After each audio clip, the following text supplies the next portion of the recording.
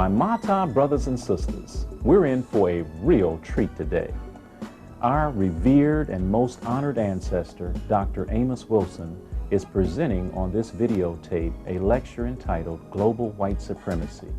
Dr. Wilson did this tape in New York City in the early 1990s, and the information that's presented is as topical today as it was then.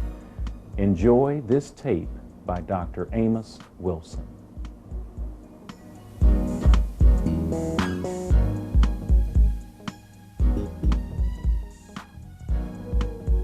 I will talk there a bit about the relationship between culture and identity.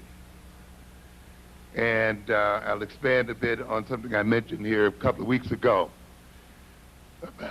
about the role of identity and what identity is about. Some of you heard me mention the fact that personality and identity are not only psychological concepts, but more than anything else, personality and identity are political, economic concepts. And it's very important that we come to understand this, because it is through our identity that we will achieve our liberation as people. I'm going to talk a little bit about the Honorable Elijah Muhammad and the psychology of identity and what that was about as well, the psychology of taste. I'm going to talk briefly about the crisis of white supremacy.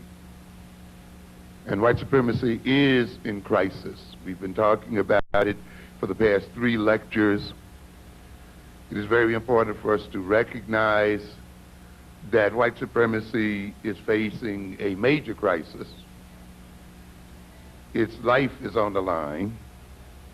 However, in many ways, that makes it more dangerous to us.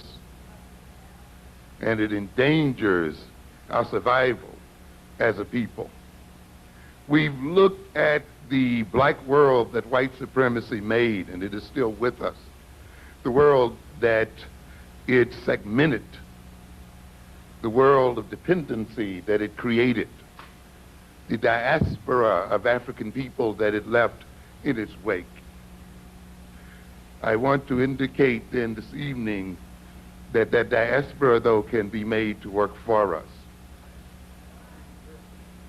I would like to start this off a bit by quoting to a degree Walter Rodney's How Europe Underdeveloped Africa, to give us some idea of the legacy of white supremacy.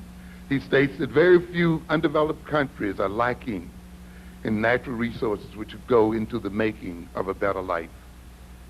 It can be shown that the underdeveloped countries are the ones with the greatest wealth of natural resources, and yet the poorest in terms of goods and services, which they presently provide by and for their citizens. And of course, I've made reference to this many, many times, in that in order for this white supremacy to rule the way it does over the world, we literally have to be turned backwards, upside down, and inside out. Because you look at the circumstances in which we exist as people, we would have to be, as I've so often said, out of our minds. To live in countries of such natural resources and wealth, and yet to be perceived as starving people. Something has to be amiss, and our mentality would have to have been twisted and in some way turned to the service of our oppressors. Walter Rodney indicates that even the goods and services which are produced inside Africa and which remain in Africa nevertheless fall into the hands of non-Africans. And this is the situation we face today. We have some people foolish enough to talk about nationalized citizens. They're still non-Africans. I don't care how long the Lebanese have inhabited Africa or any other group. They cannot be at the table before the indigenous African people sit there.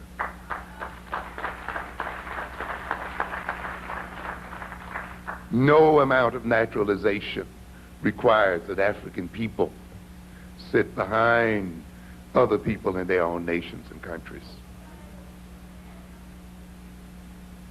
And yet we have this situation today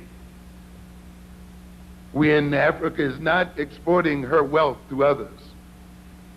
She is still turning over her wealth to those inside of her nations. So we have a paradox in underdevelopment. And that paradox, of course, is the fact that the richest countries in natural resources are the poorest in wealth in terms of their people. And we must know that this is the result of global white supremacy, because this is the result of the relationship of exploitation generated by this global system. This system is founded on unequal trade, but more than that, it is founded on the ownership of the means of production by non-African people. The legacy of white supremacy has been the international division of labor, segmented labor and financial markets, dependency and underdevelopment. This is the world that white supremacy has made for black people today. And these legacies themselves are the legacies of European imperialism represented as the slave trade, colonial and neo-colonial imperialism, the infrastructural forerunners of white supremacy. As Arthur Young in his Imperialism and Dependency stated, this supremacy is represented by the white-dominated world economic market, which promotes the expansion of development and general well-being of Europeans and white Americans, as it tends to limit the development and well-being of Africans and Africans in America and in the Americas. As I've stated time and time again, you cannot be oppressed, you cannot be dominated and operate in your own best interest. There are those who think that we can leave the European in control of this world and in control of our lives, and that we can then operate in our own best interest. That defies the very definition of domination. For if there is domination, then you're dominated to work for the interest of those who dominate you. Therefore, we cannot be dominated. We cannot be controlled. And whites or any other ethnic group cannot be supreme in the world over African people. And African people do the best things for and by themselves.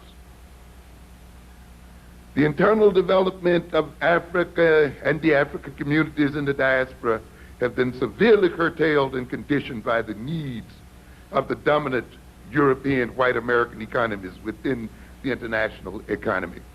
We're going to talk a bit about that and how that is represented psychologically in what we call our personalities, in what we call our identities, in what we call our tastes and desires.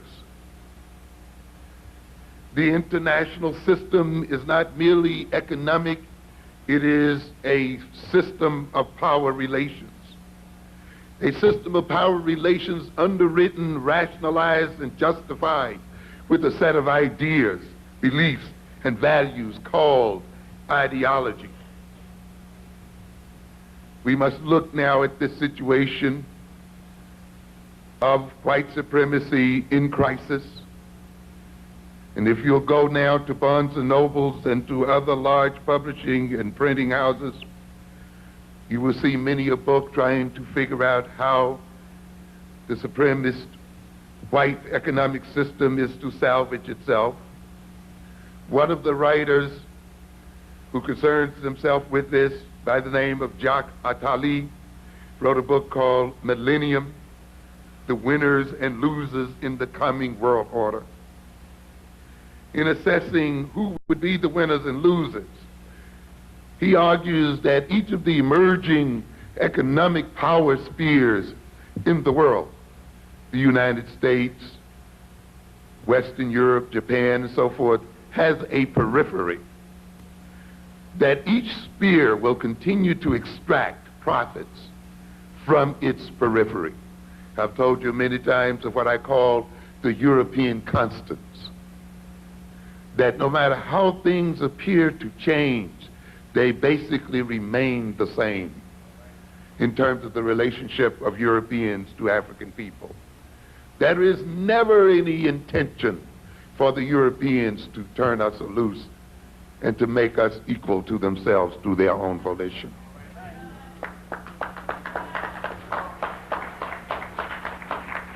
And everything they do, whether it looks like progress or not, ultimately is done to maintain the constancy of domination of African people by Europeans. I don't care how it looks. Some of you heard me the other day when someone was remarking about Colin Powell, and we are so easily deceived. And yet a brief reading of history, Chancellor Williams talking about the Arabized African armies, or the reading of the history of the Byzantine Empire, will quickly awaken us to the fact that generals have led major armies in the world, that slave generals have led major armies in the world, and that major armies were often slave armies as well. So the idea then that you have a black man who is the so-called chief of staff, joint chief of staff, has absolutely no meaning whatsoever, except that a slave now is leading his master's armies. It is not an African army. It is an army organized to maintain the European domination of African people. And it is interesting that they did not appoint a black man to head their armies when they were fighting among themselves. But they bring him now when the major fights will be against black people. And as you pointed out earlier in this piece, he is using his mind to plot and scheme and tell the Europeans the ways and means by which they will maintain their domination of non-white people. This is the essence of a slave general leading a slave army. So the intention is that the periphery, the non-European nations, will still be used and sapped of their energies and creativities by the European. Attali then assesses what each sphere or what each periphery would contribute to each sphere. He states each sphere will continue to extract profits from its periphery, made up of a group of underdeveloped nations. The periphery of the Pacific sphere is infinitely more promising than the European sphere. Of course, we're referring to Africa. In other words, the Japanese will be able to extract more out of Malaysia and Singapore and the Philippines and Indonesia and the others than the Europeans will be able to extract from Africa. And this then will aid their fight, their economic struggle for supremacy in the world. And this is one of the things that has put white supremacy then in crisis. It's because another center of power is developing with this periphery to challenge the supremacy of Europeans in the world. And yet we can't take comfort in that. I will argue that the Asians will be even more vicious than the Europeans. We cannot applaud them merely because they are slightly less white than the Europeans.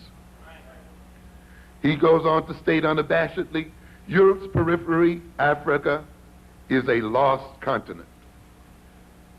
It is one of the last places on earth in which famine persists. The terrible facts of having fallen into an economic black hole speak for themselves. Since 1970, Africa's share of the world's markets have been reduced by half. Its debt has been multiplied by 20 and now equals its total gross product. Income per capita in sub-Saharan Africa has fallen by 1/4 since 1987. Falling exports and investments, coupled with aging machinery and equipment left over from colonial rule, guarantees the economic plight will only grow worse. The most probable future for Africa is tragic. It will be the only region on the whole planet that is entirely excluded from abundance. There is a single possible exception. With enormous luck and skill, South Africa may well emerge relatively unscathed from this fate.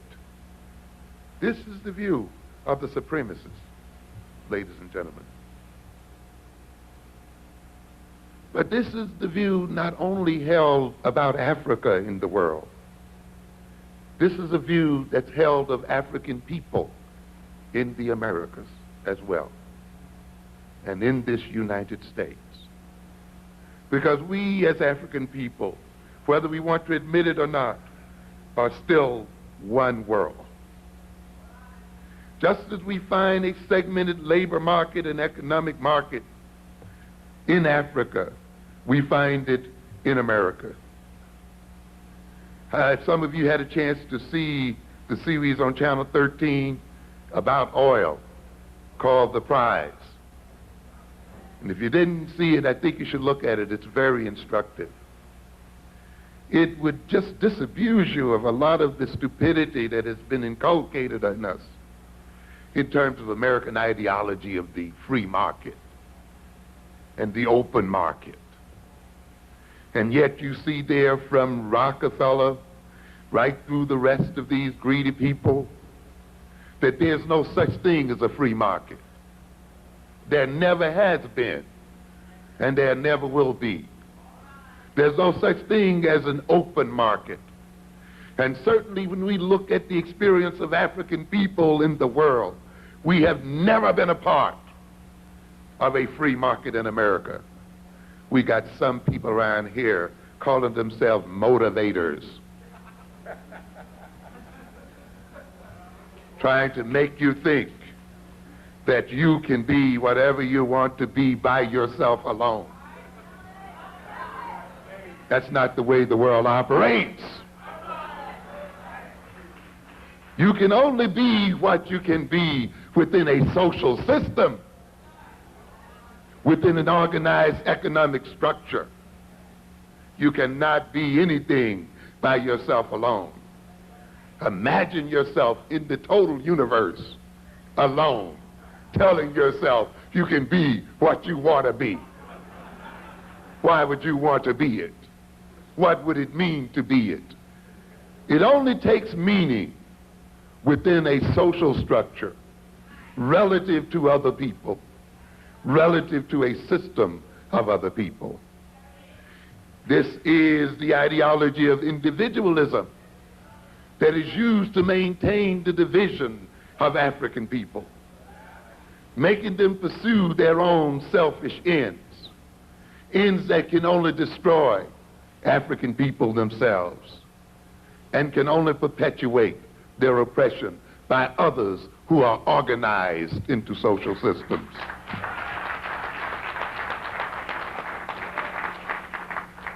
The black man in America and in the world economy has always existed in a segmented labor market.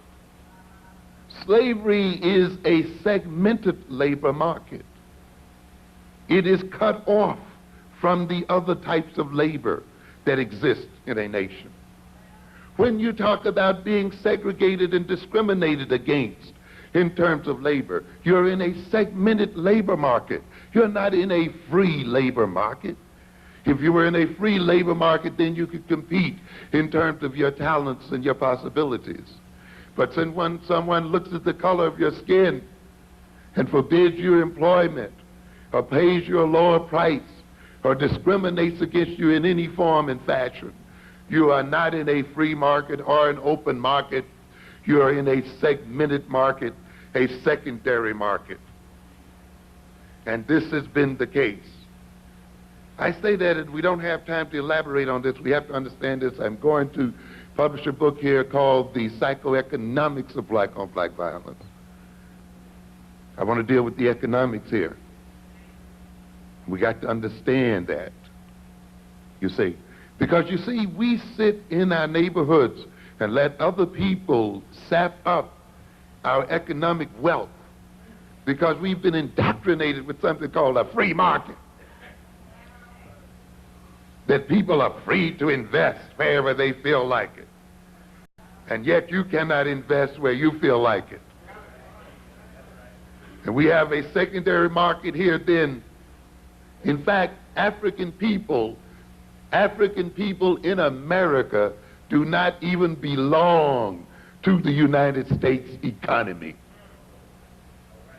We're at best working aliens. We are not even a part of this nation. There is only one nation on this continent, and that is the white nation. And it does not take long to see it. You're not a part of its government. You do not make its laws and make its rules. You hardly own 2% of the economy. We come in and we work for it, and we leave at 5 o'clock and we are outside of it. In fact, we are farther outside of the American economic system than are immigrants, such as the Koreans and other people. And we have to come to recognize that, ladies and gentlemen. Because if you don't, you see, in the name of free enterprise and all this other stuff, you'll let yourself be robbed. But not only will you let yourself be robbed, you will set up a situation where you begin to rob yourself. A good deal of the so-called black-on-black violence in our communities today is the result of the segmenting of the marketplace by Europeans. The deindustrializing of our city centers. The legal deindustrializing of the so-called inner cities. We help to pay for the movement of factories right out of these cities. When we so carelessly put our monies in these white banks, which were then used to finance the movement of our jobs out into the suburbs. And after that, we finance now their movements out of the country as a whole. We put our money so foolishly in these white banks until the money financed the highways to the suburbs, while we could not finance our own housing within these cities. Our monies financed the factories and financed the housing of people as well, all in the name of law, all in the names of rules laid down by others. And I'm so happy you mentioned here this evening the idea of law, and I mentioned to you a week or so ago that laws are nothing sacred. There's nothing sacred about laws. I have pointed out to you before that the greatest danger to the African American community is the law-abiding black person.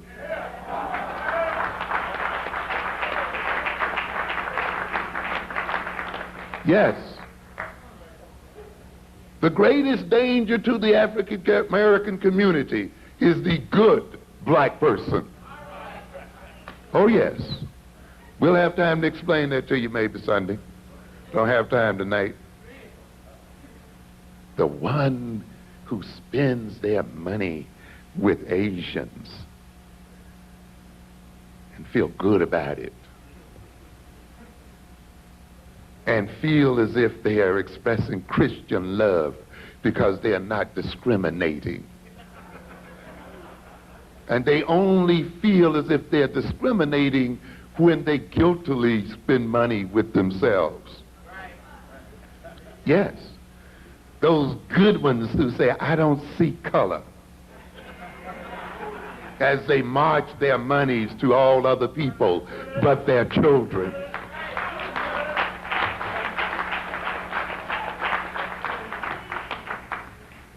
I will tell you, ladies and gentlemen, that even what is good and what you think of as good is in the service of European domination. I told you a week or so ago, it is not enough to be good. It is not enough to follow the law. You must ask, in what way does this good serve you as against me? And I have told you before that the law is nothing but one group making a rule to protect its interests against another group. That's all it is.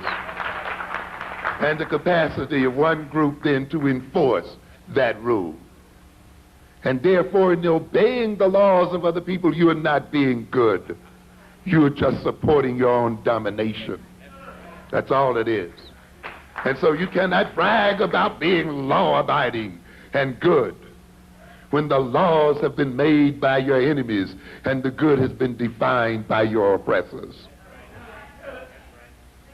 But what did I say? We have to be backwards in this world, don't we?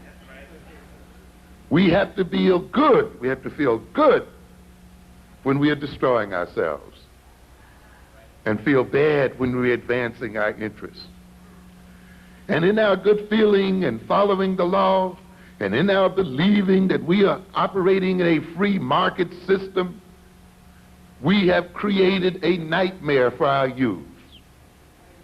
And we talk so much about our youths until we forget that the youths did not make this world they are in. This world that our youth inhabit today was made by us and made by adults. If we gave them a different world to live in, they would behave differently.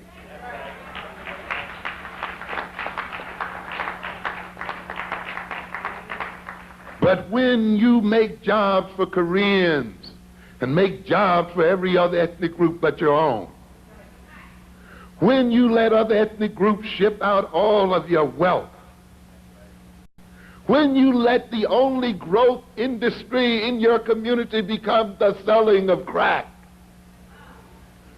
then you will be killed by your youth.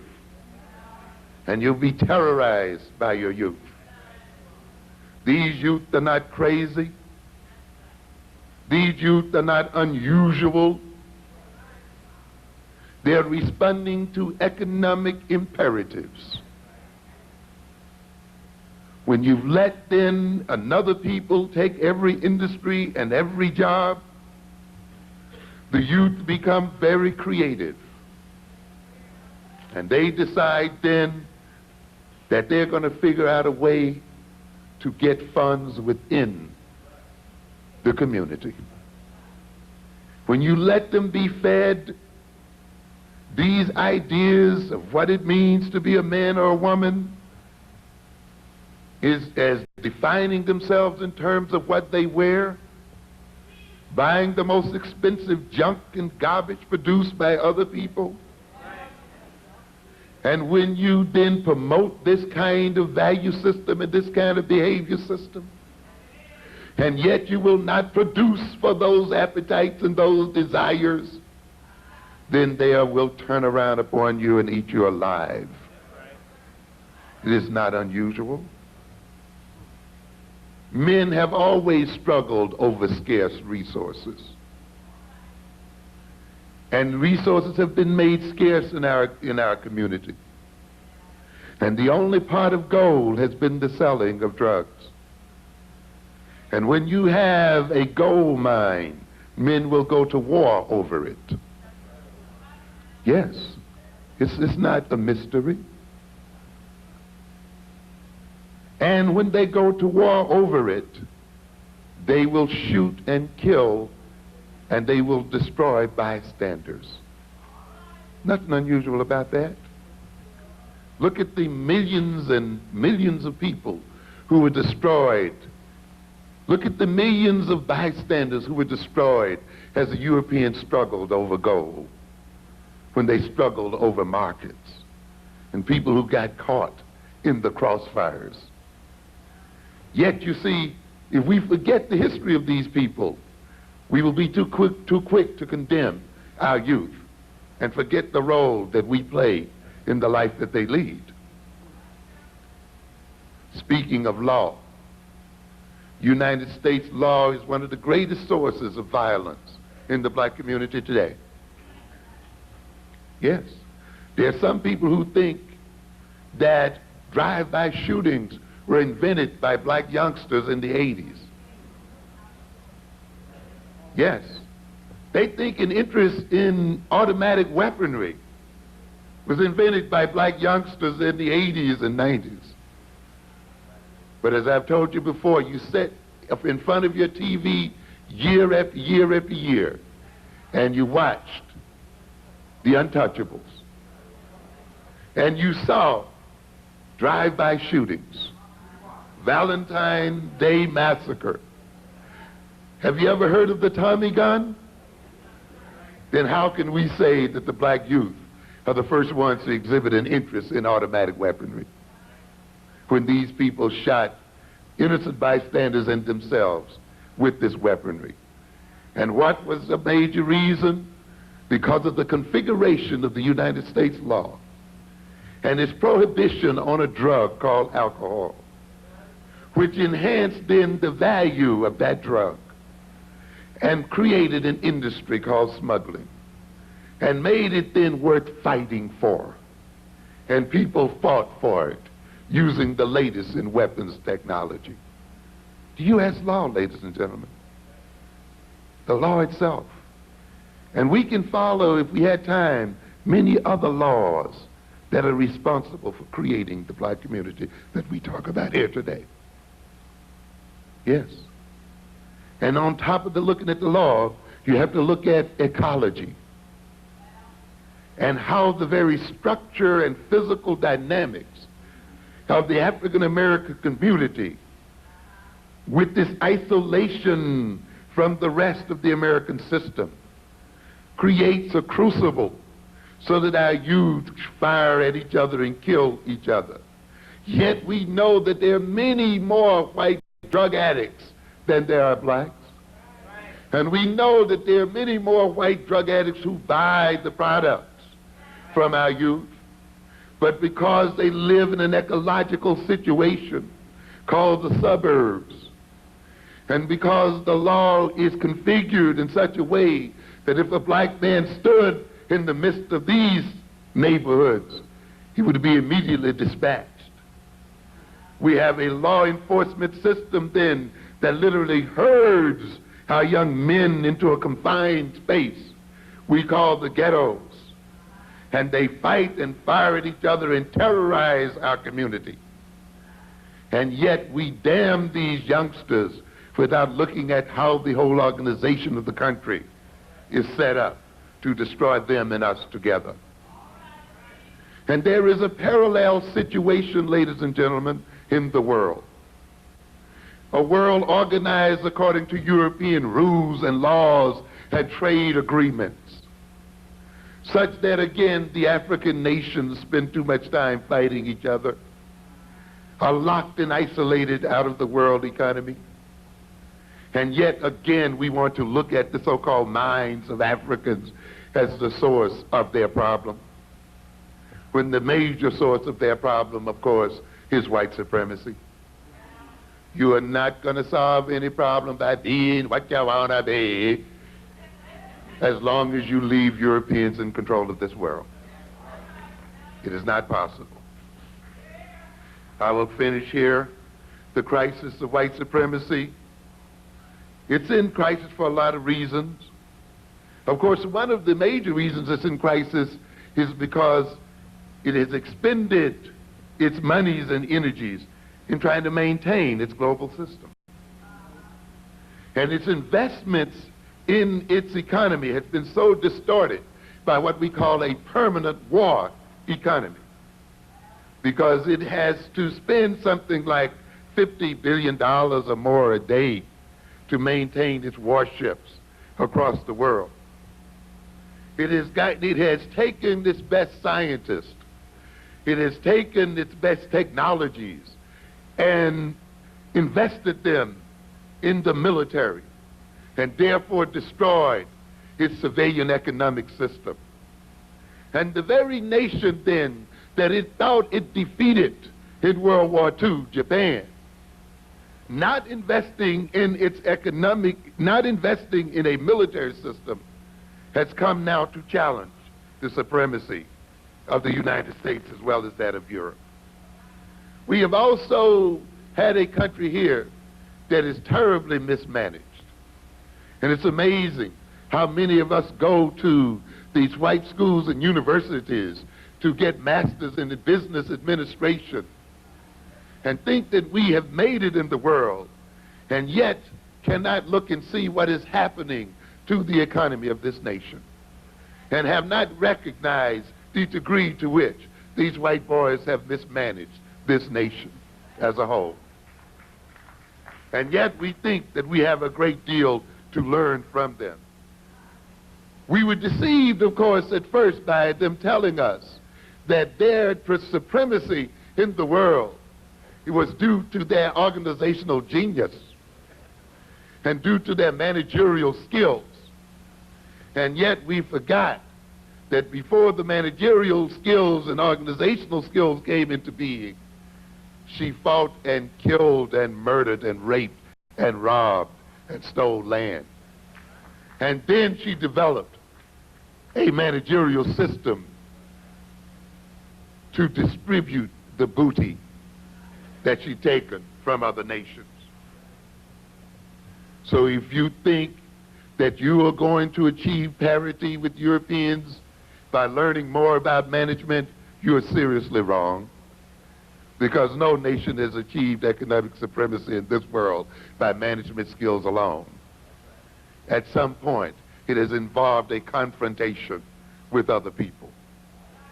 And unless you're prepared for confrontation, in protecting your wealth and ultimately in taking the wealth of others, let's be serious. I know it sounds hard to a religious people,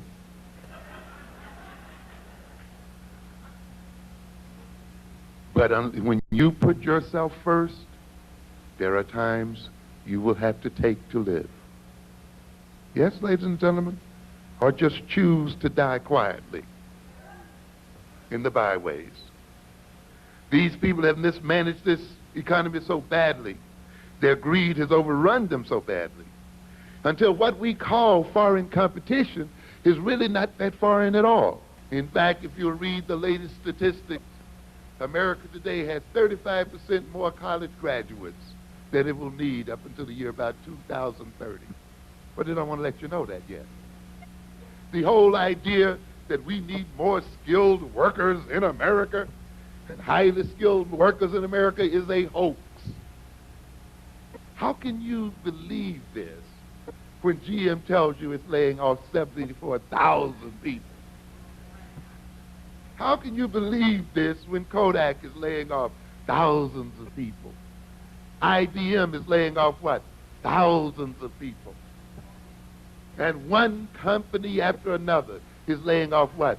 Thousands of people. And yet you want to believe in this mythology that getting a degree and getting some higher level of education means that there's a job out there waiting for you. You're out of your minds. And if you believe in true and free competition, then you must recognize this, that simply because you get a degree and you get a high skill doesn't mean then that you can reach and pull the apple from the tree. Because competition means what? That there's somebody else out there reaching for the same apple. They don't stand back simply because you got a degree and say you can have it, because they're going to say what? I got one too. And therefore there will be groups who, despite your skills, who despite your education, will still operate to block you from achieving your ends. You have to understand what is going on in this world. But you must also understand that there are countries out there, Indonesia, India, Malaysia, many other countries who have high skills now. And therefore the United States is not just shipping out low-skilled jobs, but they recognize now that they can ship out the jobs with the highest skills. Not only then are the highest skilled jobs being shipped to other nations, do you recognize, ladies and gentlemen, that you can now hire a top-flight Russian physicist for $20 a month? Yes. $20 a month will buy you the top Russian physicist today. And you think getting a degree in engineering is going to rescue you? You're out of your mind. That you have engineers in India and engineers other places to such a degree now that the major U.S. corporations are not only setting their factories up, but now they're beginning to set their research and development facilities up in these nations as well. So this is a dangerous time for us, ladies and gentlemen. And even those of us who may have some kinds of jobs, we cannot be assured of those jobs in the future. I knew people at IBM who thought they had jobs forever. Yes, and yet they're leaving by the thousands. The United States then, as one economist has indicated, has entered a period in which growth is no longer an alternative to redistribution. You know, you see a Nixon, somebody said, you know, a rising tide lifts all boats. So, you know, if you just make the country grow, then all people will make more, and therefore we won't have to redistribute the wealth from the rich to the poor and so forth. We have reached the point now that there's no alternative, no longer an alternative to redistribution. As the size of the pie remains relatively constant, a larger slice for one group now necessarily means a smaller slice for everyone else. This is the way it is. This is what we call the zero-sum game here. Who gets leaves nothing for the other. The United States' continuing prosperity is in serious question. Joel Kopkind, in an interesting book called Tribes, states this: born amidst optimism for the triumph of a rational and universal world order. We have a lot of people running around here talking about universalism. And they're talking about their religion being a universal religion. It's amazing, I find, that the two major religions, Christianity and Islam, who bragged about their universality and their non-racism, have produced the most racist and lopsided economic systems and distributions in the world. Universalism cannot remain in the world of ideas only. You cannot eat universal ideas. You cannot work universal ideas. You must ultimately have religions and universal concepts prove themselves in actuality.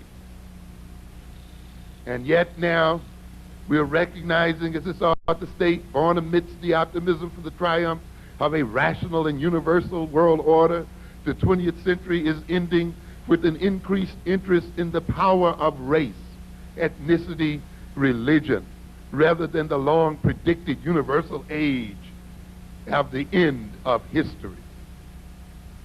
70 years of Russian communism, 70 years of communistic atheism did nothing for Yugoslavia, did nothing for the ethnic identities of those people who are fighting in Eastern Europe today.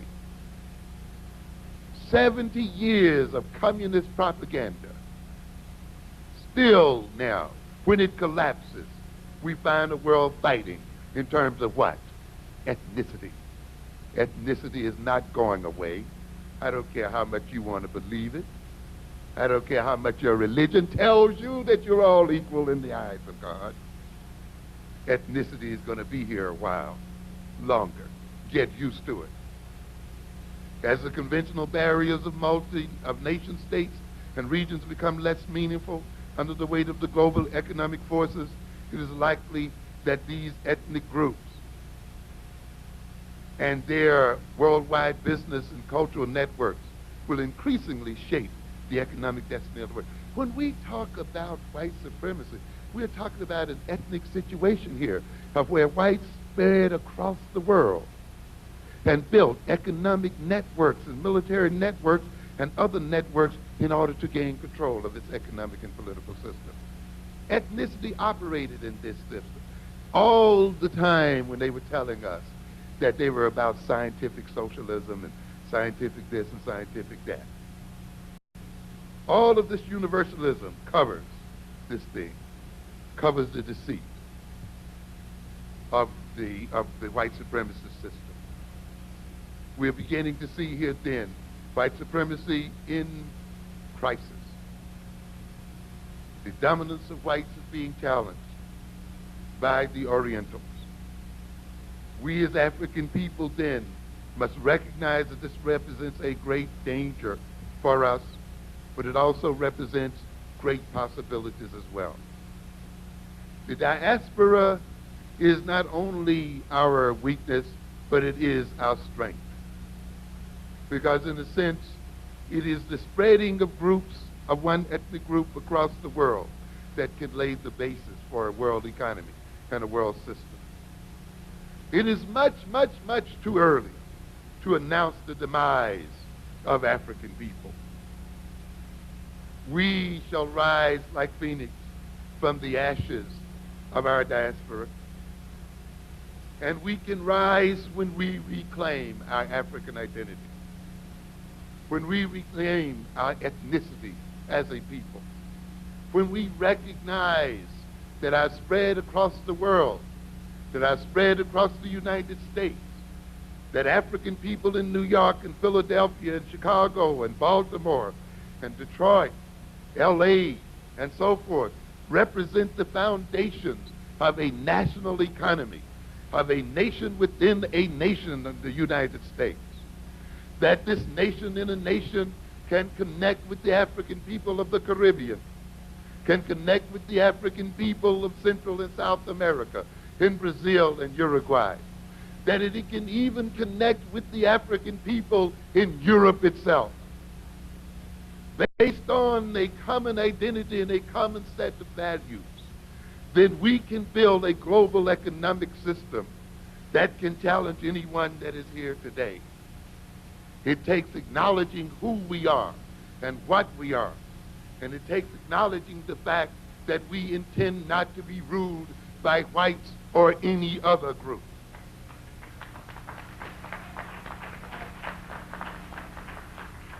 It takes the fact that we must lose our fears as a people.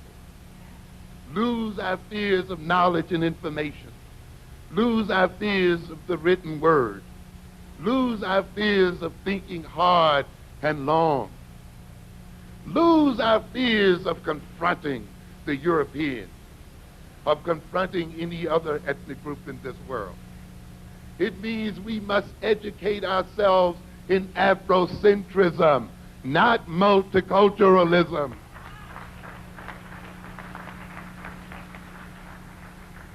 It means that we must define our education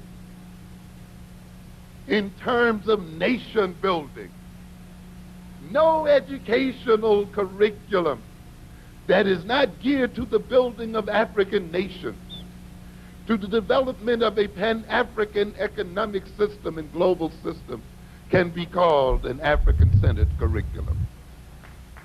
Because an African-centered curriculum starts with the question, what kind of people must we make in order to build an international economic and political system that is second to none.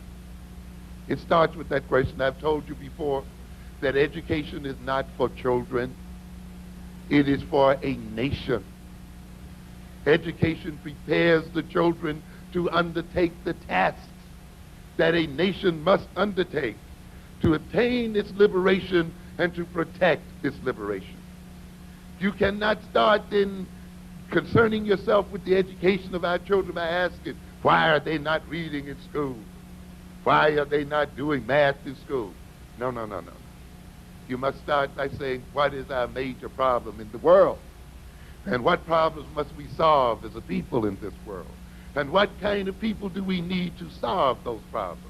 And what kind of educational experiences then must we give these people so that they will be prepared to solve those problems? This is the way it works. And then you look back and say, at what point during their development must these educational experiences be imposed upon them so that they can become the kind of people that we want? This education that we are getting today operates on the assumption that America and that the Europeans will continue to be the major powers in the world. It operates on the assumption that they will continue to be our job givers, that they will continue to support our lives as a people. And therefore we look at their economic system and we ask, how should we be qualified to meet their demands? Ladies and gentlemen, that game is over. It has ended. There's no point in it anymore. We must now build an economy for ourselves. We must now enter in as a people into creating an industrial infrastructure in this country and in the world. We must retake this economic system within our communities. We must get over this need to be loved by other groups.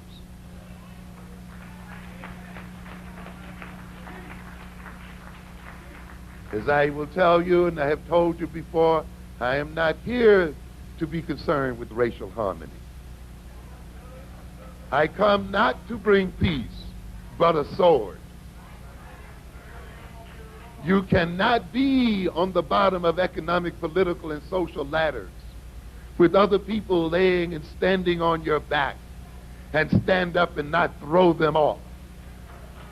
You must prepare. You must prepare yourself for 20 or 30 years of racial disharmony in America if you are to make it. For you must throw the aliens out of your community. There's no way around it. Multiculturalism. How many multicultural partnerships do you have? How much multicultural ownership of the shops and businesses and other things in your community do you have?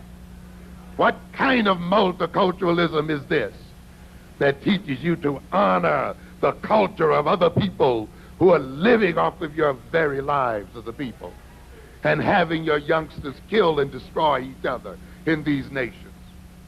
Of course they are pushing multiculturalism because they know the ultimate solution to our problem is Afrocentrism, African-centeredness. You must learn, ladies and gentlemen, that power is not something possessed by Europeans. It is not something possessed by Japanese or any other group. As Foucault has indicated, power is exercised rather than possessed. It is not the privilege acquired or preserved of the dominant class, but the overall effect of strategic positions. In other words, power comes out of the way people perceive each other and relate to each other. The way people organize, the way they interact with each other. The way they structure and stand by each other. It is the structure of relations out of which power develops. You don't have it unless you use it. I mentioned to you before how Martin Luther King, just by having Negroes stand in a straight line in front of a lunch counter, changed the dining habits of the South. Yes, what do we mean there? Taking what? Strategic positions relative to each other. How taking a strategic position at a lunch counter changed that situation. How taking a strategic relationship of walking together, side by side, defeated the Montgomery bus system. How deciding together not to buy or not to shop created a power that transformed the Southern social, political, and economic system, ladies and gentlemen. They didn't have power. We had power that we did not know we had. And that power rested in our capacity to operate on the basis of identity and to organize our relationships one to the other. That power rested on our capacity to strategize and to operate according to a particular strategy. And ladies and gentlemen, then, it is not the bombs, it is not the money of Europeans, it is not anything that the Europeans have that can defeat us as a people when we derive the right strategy and approach and organization of our relations one to the other. When we build those approaches upon our identity as African people, and we've had those who indicated the road. The Honorable Elijah Muhammad indicated it very clearly in changing the taste of black people, in changing the way we talked and walked, the things we wore, and we'll elaborate on this a bit, and how then the money circulated its way back into the nation. When you stopped eating all that junk and smoking all that junk and drinking all of that junk, eating once a day and so forth, you had thousands of dollars that you could do what? Contribute to educating your children within the Nation of Islam. You had thousands of dollars that you could contribute to building up businesses and economic power in the world. You had a moral force that could change drug addicts and that could change criminals and that could transform families and so forth, ladies and gentlemen. It was there all the time. It only had to be released through our identity processes, and our perceiving of ourselves as African people. It is time now to build our nations. We had Marcus Garvey, of course, and one of the most detailed descriptions of how African people could build a nation was by Chancellor Williams himself. We must recognize, ladies and gentlemen, that we can win. We can defeat them. There are those of you who are Bible readers. And the Bible is a potent weapon and a potent means of instruction in political science. One of the reasons why we let this small group of people who call themselves Jews manipulate us so much is because instead of shouting and kicking in reading this Bible, they read it as an instruction manual in how to project power and manipulate people. And it's all there, right from the Genesis story, as I've told you before, Moses. Yes, Moses himself. I've said, I found it interesting that even though God had promised Moses a land and promised the Hebrews a land, the interesting thing about it is when they got to the border, God didn't say, walk right in and sit right down, even though he promised them the land. He didn't say, I'm going to wipe these people who already inhabit the land out. Here was this all-knowing, all-seeing, all-powerful God who calls Moses and says, Moses, I want you to send in an intelligence team into Canaan.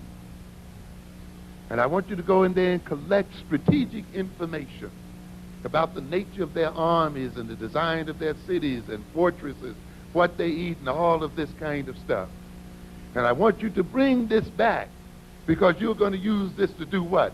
Execute a war against these people.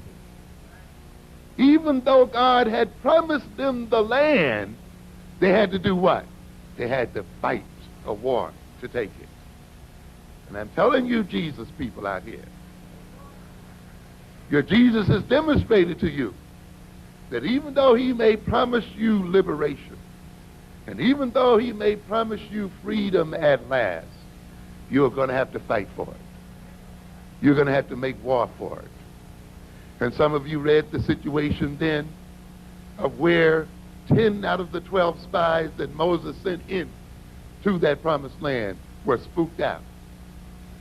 Yeah, they came back talking about, oh, this is a land of giants. We can never defeat them. Their armies are overwhelming. They have this power and that power and this and so forth and so on. They had to stay in the wilderness another 40 years so that those people who were psyched out had to die out and be weeded out. And God himself says, only those will achieve the promised land who said what? We can win. We can win African people. We can win African people. The Europeans went against the Vietnamese with all their smart bombs, with all their nuclear weaponry, with all of their armies, and yet these people put a whipping on them that they will never forget. They have scarred the American ego, and it'll take it a century or more before it can overcome the trauma that the Vietnamese put on it. So we need not fear their atomic bombs or their so-called large economic influence in the world. We need not fear anything, ladies and gentlemen, except fearing not coming to love ourselves enough, except fearing not coming to identify ourselves as African people. Because those of us who love ourselves enough, who can identify ourselves as African people, we shall enter the promised land because we can win. Thank you very much. Dr. Amos Wilson, brothers and sisters. Please, Dr. Amos Wilson.